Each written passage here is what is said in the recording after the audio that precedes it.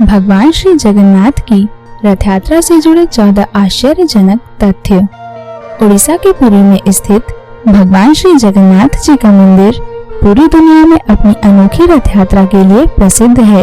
उड़ीसा राज्य के पुरी क्षेत्र को भगवान श्री जगन्नाथ जी की मुख्य लीला भूमि माना जाता है।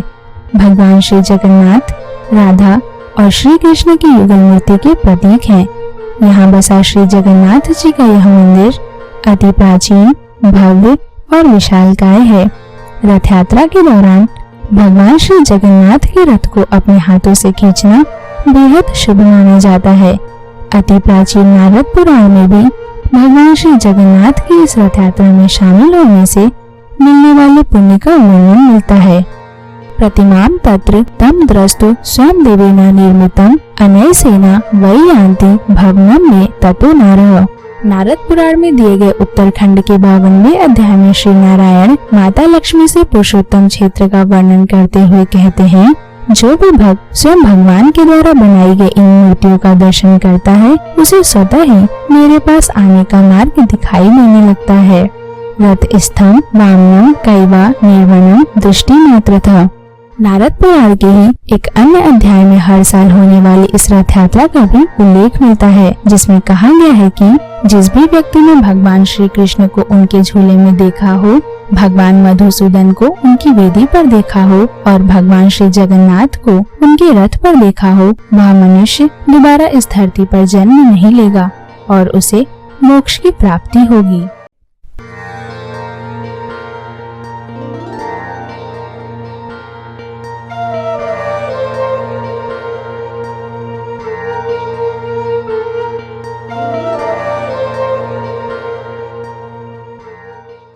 नमस्कार दोस्तों, मेरा नाम है ज्योत्सना और आप देख रहे हैं हमारा धार्मिक चैनल भक्ति सरोवर। श्री कृष्ण के अवतार भगवान श्री जगन्नाथ जी की रथ यात्रा में शामिल होने का पुण्य 100 यज्ञों के बराबर माना गया है। इसी कारण यह रथ यात्रा भक्तों की आस्था का केंद्र है। यदि आप अभी तक भगवान श्री जगन्नाथ की रथ यात्रा के बारे में ज्यादा कुछ नहीं जानते हैं, तो वीडियो में देखिए क्या है वह आश्चर्यजनक तथ्य जो भगवान श्री जगन्नाथ की इस रथ यात्रा को न सिर्फ हिंदुस्तान बल्कि विदेशी श्रद्धालुओं के भी आकर्षण का केंद्र बना देते हैं। जरूर होती है बारिश। जगन्नाथ रथ उत्सव हिंदू पंचांग के अनुसार आषाढ़ शुक्ल पक्ष की द्वितीया से आरंभ होकर शुक्ल एकादशी तक मनाया जाता है। यह त्योहार सबसे साहित्यिक है और अति प्राचीन माना गया है। मान्यताओं के अनुसार 10वीं या 11वीं सदी से लोग इस त्योहार को मनाते चले आ रहे हैं। इस त्योहार की जानकारी स्कंद पुराण तथा कपिला संहिता में भी मिलती है। सदियों पुराने इस त्योहार के बारे में कहा जाता है कि हर साल इस यात्रा के दौरान पुरी में बारिश जरूर होती है। भाई बहनों के साथ करते हैं यात्रा। रथ यात्रा के दिन भगवान श्री जगन्नाथ बड़े भाई बलराम और छोटी बहन सुभद्रा के साथ लगभग 2 किलोमीटर की दूरी पर स्थित अपनी मौसी के घर जाते हैं। सुंदरकला नाम की एक पहाड़ी पर स्थित है भगवान श्री जगन्नाथ जी के मौसी का घर, जिसे गुंडिचा मंदिर या मौसी माँ का मंदिर भी कहा जाता है। भाई बहनों के साथ भगवान श्री जगन्नाथ यहाँ तकरीबन 1 हफ्ते तक आराम करते हैं। इस अद्भुत गुंडिचा मंदिर के बारे में महानिधि स्वामी ने लिखा है कि जो कोई भी रथ यात्रा के समय इस मंदिर में आता है और भगवान श्री जगन्नाथ सहित देवी सुभद्रा और बलराम जी के दर्शन करता है, उस पर श्री हरि की कृपा होती है और उसे वैकुंठ में स्थान मिलता है।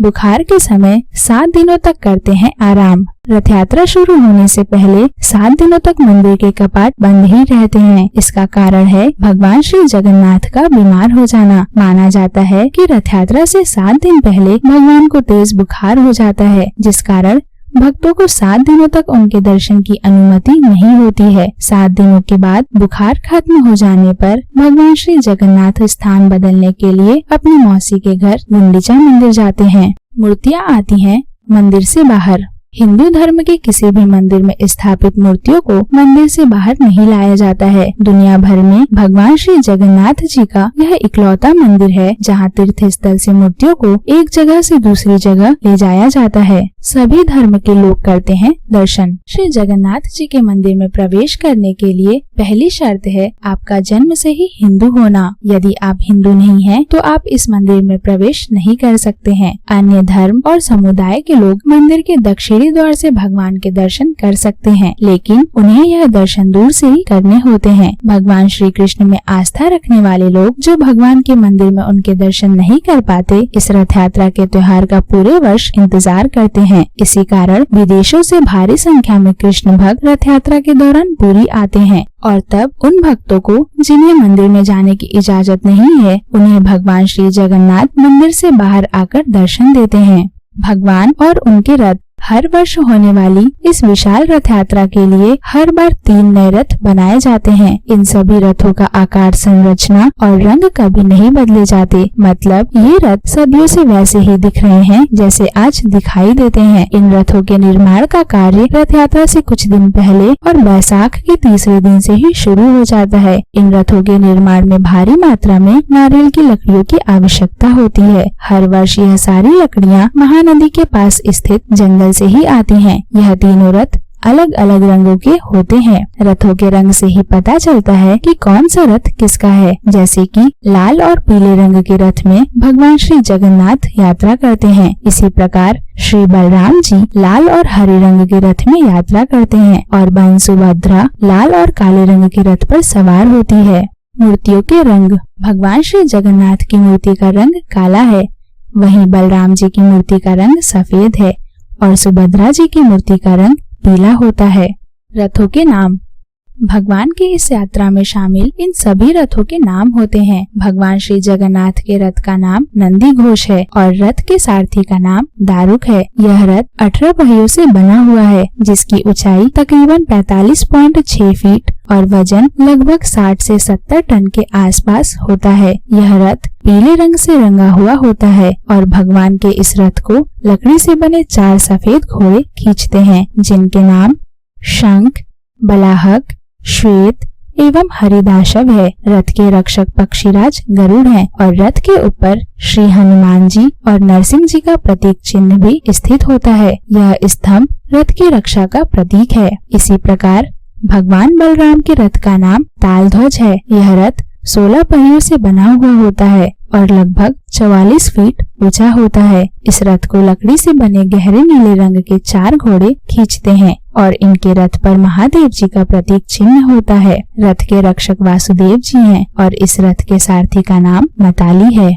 सुभद्रा जी का रथ काले रंग का बना होता है, जिसे पद्म ध्वजा, दर्पदलान और देवदलन भी कहते हैं। यह रथ 14 पहियों से निर्मित होता है और 43 फीट ऊंचा होता है। इस रथ को लाल रंग से रंगे लकड़ी के 4 घोड़े खींचते हैं। रथ की ध्वजा को त्रिलोक की वाहिनी कहा जाता है और रथ को जिस रस्सी से खींचा जाता है वह शंखचूड़ के नाम से जानी जाती है।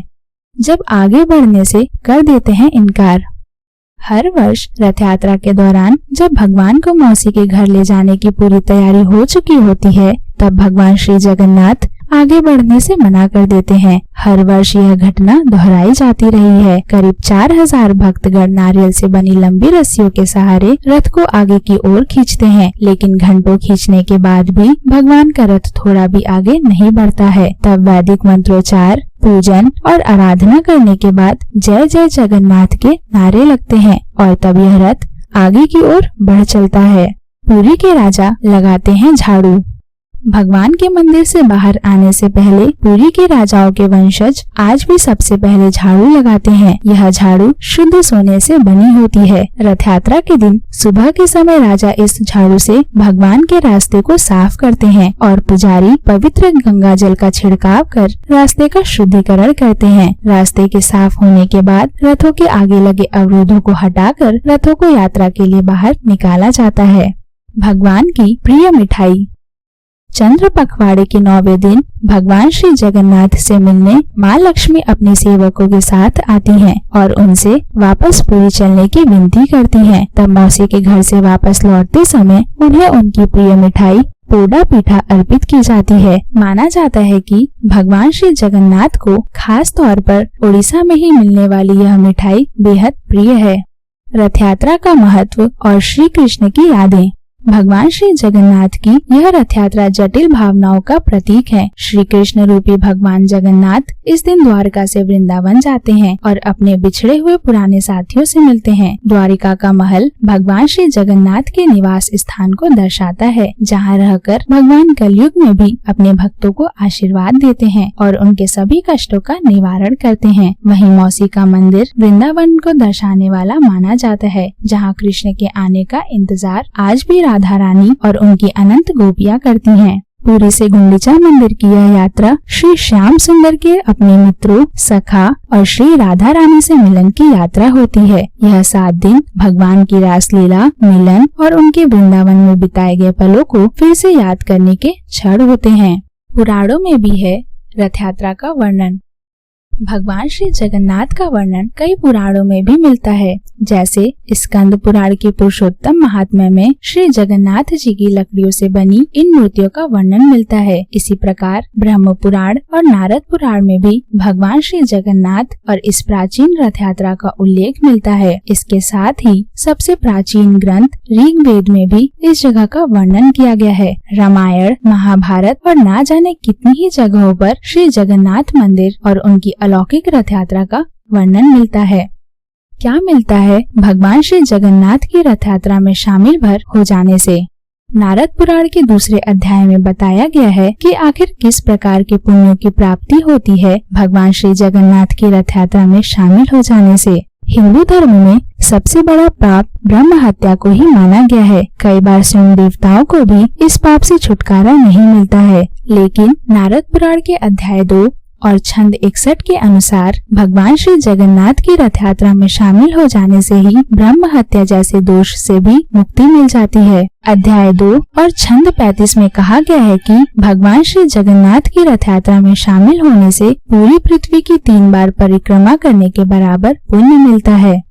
अध्याय 2 और छंद 36 में कहा गया है कि भगवान श्री जगन्नाथ की रथ यात्रा में एक बार शामिल होना और धरती पर मौजूद सभी तीर्थ स्थलों के दर्शन करने से मिलने वाला फल एक बराबर ही होता है।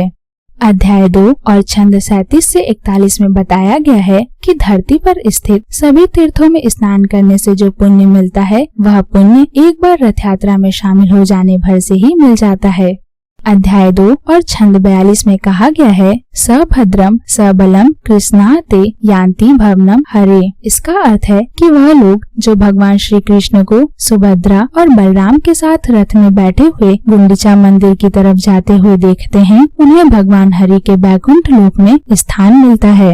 अध्याय 2 और छंद 44 में कहा गया है कि जो मनुष्य जितनी बार भी भगवान श्री जगन्नाथ के दर्शन करता है और उनकी रथ यात्रा में शामिल होता है, उसे उतने ही कल्प तक विष्णुलोक में स्थान प्राप्त होता है। मानव वर्ष के अनुसार एक कल्प 4 अरब 32 करोड़ वर्षों के बराबर माना गया है, जो ब्रह्मा जी के एक दिन के बराबर होता है। दोस्तों, जगन्नाथपुरी एक ऐसा धाम है जहाँ जाकर मोक्ष की प्राप्ति होती है। भगवान श्री जगन्नाथ जी की यह रथ यात्रा हर प्रकार के कष्टों को दूर करने वाली मानी जाती है। यदि संभव हो तो इस वर्ष आप भी भगवान श्री जगन्नाथ जी की इस दिव्य रथ यात्रा में जरूर शामिल हो। भगवान श्री जगन्नाथ की रथ यात्रा पर आधारित आज का हमारा यह वीडियो आपको कैसा लगा, इसके बारे में हमें जरूर बताएं। कृपया इस वीडियो को लाइक और शेयर करें ताकि ज्यादा से ज्यादा लोगों को भगवान श्री जगन्नाथ की इस रथ यात्रा के महत्व का पता चले। यदि आपको ऐसी ही और अधिक धार्मिक कथाओं के बारे में जानना है तो कृपया हमारा आध्यात्मिक चैनल भक्ति सरोवर सब्सक्राइब करना बिल्कुल भी न भूलें।